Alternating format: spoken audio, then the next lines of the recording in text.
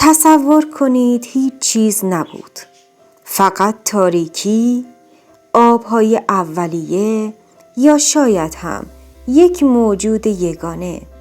چطور شد که از هیچ ناگهان آسمان، زمین، انسان و خدایان به وجود آمدند؟ سلام همراهان گرامی، امروز سفری به عمیق‌ترین رازهای بشر می‌کنیم. سفری به آغاز زمان در 3 قلب تمدن باستان: ایران باستان، بین النهرین و مصر. هر کدام داستانی دارند، داستانی که به ما میگوید نیاکان ما چه تصویری از نظم، هرج و مرج و جایگاه انسان در کیهان داشتند. آیا خدایانشان شبیه هم بودند؟ آیا نقطه مشترکی در این قصه های مقدس وجود دارد؟ داستان بین النهرین، سرزمین میان درود دجله و فرات، داستانی است از نبرد، آغاز آبهای شور و شیرین، تمامیت در برابر خدایان جوان. خدای جوانی به نام مردوک برای به دست آوردن قدرت باید الهه را شکست دهد. می دانید چطور این کار را می کند؟ او الهه را با نیزه‌ای سوراخ کرد و از جسد نیمه اش آسمان و زمین را می سازد. پس از پیروزی خدایان دیگر از مردوک می خواهند که موجودی برای خدمت به آنها بیافریند. اینجا پای انسان به داستان باز می شود. انسان از خون خدای شریک تیامات ساخته می شود تا بار کار سخت خدایان را به دوش بکشد.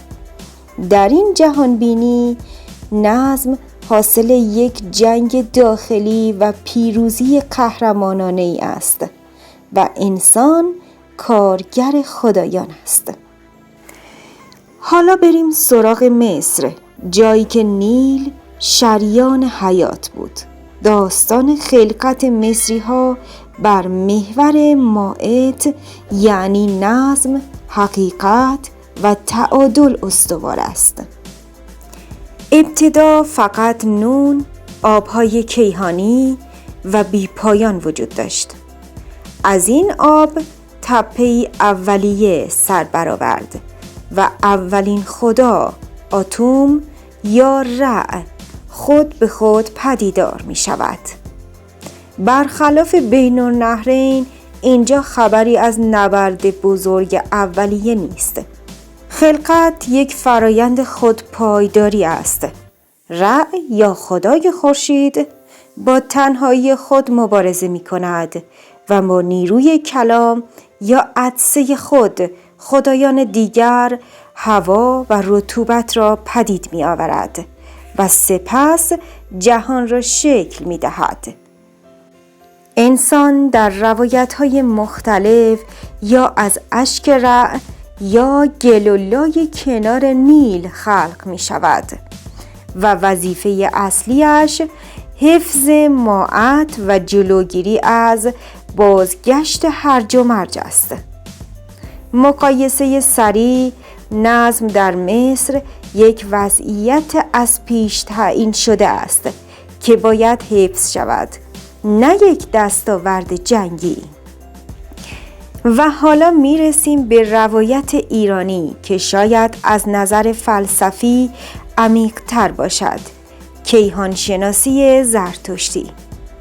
اینجا 2 اصل ابدی وجود دارد: اهورامزدا، خیر، نور، دانش، و اهریمن، شر، تاریکی، دروغ. آنها در فضای بیکران خود ساکن بودند تا زمانی که اهورامزدا تصمیم به آفرینش گرفت. آفرینش در اینجا یک فرایند زمانبندی شده و منظم است. اهورامزدا طی 6 دوره یا کاهنبار مراحل خلقت را پیش می برد، از آسمان و آب گرفته تا گیاهان و حیوانات و بالاخره انسان با هدف اصلی انتخاب و آزمایش آفریده می شود. هدف از آفرینش انسان رویارویی با نیروهای اهریمنی و یاری رساندن به نیکی در جهان است. این داستان برخلاف دوتای قبلی از ابتدا بر پایه اختیار اخلاقی و مبارزه دائمی دو نیروی مقابل بنا شده است. خب بیایید سریع جمع‌بندی کنیم. بین النهرین نظم از جنگ و پیروزی یک خدا بر هرج و مرج زاده شده. مصر نظم خود به خودی از آبها پایدار شد و وظیفه ما حفظ تعادل است. ایران باستان خلقت نبردی اخلاقی و برنامه ریزی شده میان خیر و شر است که انسان در آن نقش محوری دارد. 3 تمدن، 3 شروع، 3 دیدگاه کاملا متفاوت درباره منشأ هستی. شما کدوم روایت را جذاب‌تر می‌دونید؟ آیا به نظر شما داستان بین النهرین که خدایان برای استراحت انسان را ساختند یا داستان ایران که انسان را برای مبارزه با شر ساخت به واقعیت نزدیکتر است؟ اگر از این سفر اساطیری لذت بردید، دکمه لایک رو فشار بدید و این ویدیوهای تاریخی و جذاب رو دنبال کنید. سفر ما در میان داستانهای کهن به پایان رسید. از نبرد خدایان در بین النهرین، از نظم خودجوش مصر باستان تا انتخاب و مبارزه اخلاقی در ایران. هر کدام از این روایت‌ها نه تنها پاسخی به سؤال چگونه شروع کردیم، بلکه آینه‌ای از ارزش‌ها، ترس‌ها و امیدهای سازنده‌شان است. بین النهرین به ما گفت که نظم گاهی بهای سنگین دارد. مصر آموخت که تعادل لطیف و نیازمند هوشیاری است و ایران فریاد زد که ما خود خالق معنای زندگیمان هستیم با انتخاب‌هایمان. اما نکته شگفت انگیز اینجاست. در طول هزاران سال با وجود تفاوت‌های عظیم، همه انسان‌ها در جستجوی یک داستان بودند. پاسخی برای چرا اینجاییم و هدف چیست. این جستجو نخ نامرئی است که ما را به نیاکانمان پیوند می‌زند. امروزه شاید ما دیگر خدایان را در آبهای اولیه یا بر فراز کوه‌ها جستجو نکنیم. شاید داستان‌های ما پیچیده تر شده باشد، اما آن هسته اصلی، همان میل به فهمیدن، به یافتن معنا و به خلق کردن هنوز در درون ما زنده است.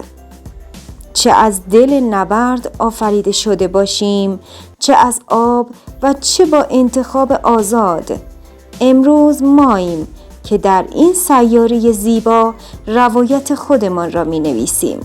هر انتخاب، هر عمل، هر اندیشه ما بخشی از داستان بزرگ آفرینش است که هنوز ادامه دارد. شما چه فکر می کنید؟ کدام روایت امروز برای شما الهام بخش تر است؟ برای کاوش‌های بیشتر در اعماق تاریخ و اساطیر حتما کانال ما رو سابسکرایب کنید، زنگوله رو فعال کنید تا هیچ کدوم از این گنجینه‌های دانشی رو از دست ندید. تا دیداری دوباره در روایت بعدی، درود بر شما، درود بر اندیشه و جستجوی بی پایان شما.